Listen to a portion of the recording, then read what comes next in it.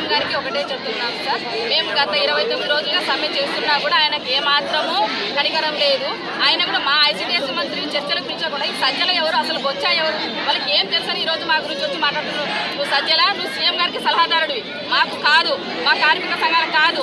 మాకు ఎవరైతే పాదయాత్రలో హామీ ఇచ్చారో వాళ్ళే వచ్చి మాకు ముఖాముఖిగా మా నాయకులు పిలిచి మా చర్చలన్నీ సఫలం చేసేదాకా ఈ పోరాటాలాగా ఈరోజు జైలు భరోసాగా ఎంతమంది ఇలా నిబంధన చేశామో ఇప్పుడు ఇక్కడ ఒకటే కాదు, లాస్ట్ మీ మంత్రుల ఇండ్లు అయితేనేమి వాళ్ళ క్యాడర్లు అయితేనే మొత్తం నిబంధన చేస్తానని చెప్తున్నాము. సజ్జల గారు ఒక మాట అంటున్నారు, మాకు జాతీయ పార్టీలో వచ్చి మాకేమో వాళ్ళు ఉసుగొలుతున్నాయంట. మేము ఏ పార్టీలకి ఇది కాదండి, మేమేం రాజకీయ నాయకులు కాదు, మీలాగా ఎమ్మెల్యేలని మార్చడము లేదు. మేము కట్టుకాలి రోడ్లు ఎక్కాము.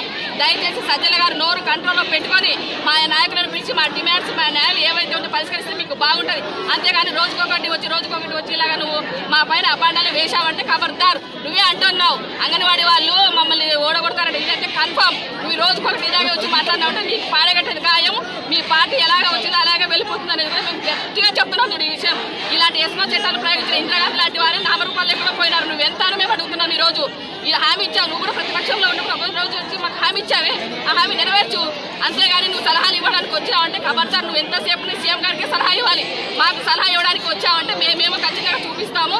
మా న్యాయమైన డిమాండ్స్ పరిష్కరించకపోతే నీకు ఖచ్చితంగా ఓడగొడతాం. నా పేరు శైలజ, సిఐటియు రూరల్ సెక్రటరీని.